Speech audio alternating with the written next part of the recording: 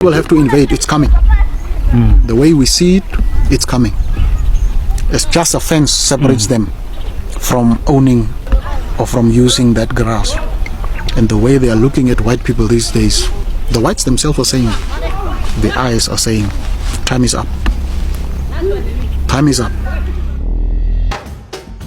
Johan is a descendant of one of the roughly 30,000 Germans that stayed in Namibia after German colonization ended in 1915. This white population live in enclaves of relative luxury, fencing out the majority black population from land they claim is theirs. Germans here are sealed off from most Namibians socially, and despite having been here for generations, they usually don't speak any of the indigenous languages. If I meet a young guy here on the farm, I talk to him English, because I knew he had English at school. If I talk to an older guy, I talk Afrikaans. Okay, but you don't speak Oshivambo, I guess. No, only a few words. There could not be a greater contrast between whites here, who own up to 50% of agricultural land, but they make up less than 1% of the population. They enjoy one of the highest standards of living in the world, but despite gaining independence from apartheid South Africa in 1990, the majority of black Namibians remain amongst the poorest. It's truly a country in which people can very easily live in different worlds, and that is because the apartheid design of society, not only spatial but also socially, kind of prepared for that. You have our cities, you look at towns, how they are divided. It's classical apartheid style. On the edges of every big city in Namibia, you have these sprawling townships where people are living with limited access to water, limited sanitation, no flushing toilets, and barely any electricity. And this is where you really feel that so much of the population of Namibia are living just in the shadows. Workers on the other end of town, they only encounter white people as bosses, essentially, as supervisors or managers. Socially, the old apartheid structure is replicating itself, and we're sitting here now 28 years after independence. Germans here stick to their own, but once a year they present themselves during Carnival, a tradition that hits Germany every spring. The parade is like a showcase of their community, their spectators, the poor black population.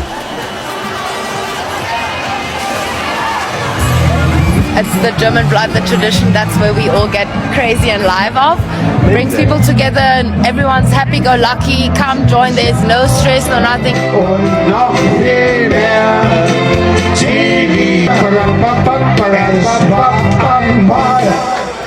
It's just another example of how friendly everyone is here, and everyone coming together just to enjoy a few beers. No matter what the politics say, no matter what life says, just see the best in everything right now. You need to take the mickey out of yourself sometimes, because life is unfair. That's bottom line. Poverty and inequality in Namibia are inextricably linked to land, and 44% of Namibian soil is commercially owned. That's approximately 39 million hectares, bigger than the whole of Germany. This land is still mostly in the hands of whites.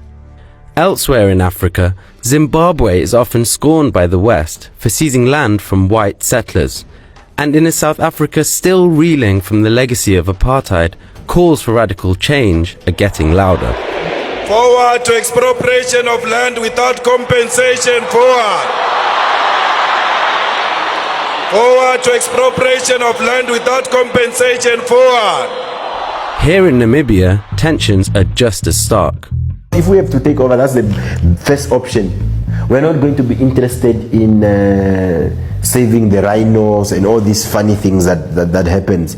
Our number one program is going to be land. What are we talking in terms of the land here, the farm, size-wise?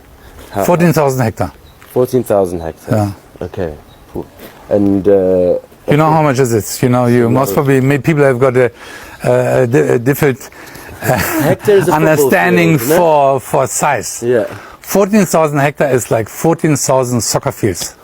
And then the people will think, oh, it's a big farm and so on. Yes, it is big.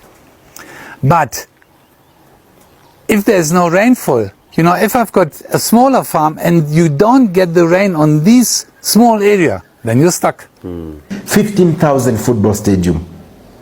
Even just to say, it's not difficult for that guy. It's greed.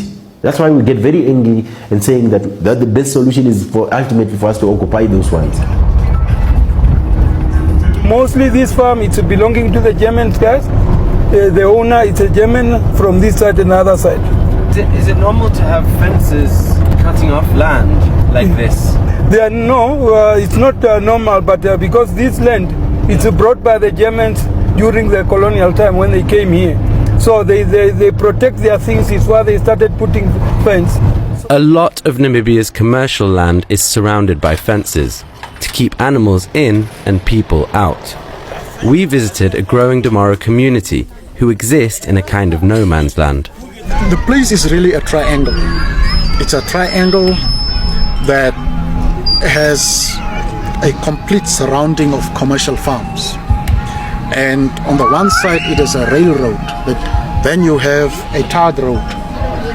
And in this 150 to 200 hectares is a community of 2,000 plus people squeezed in.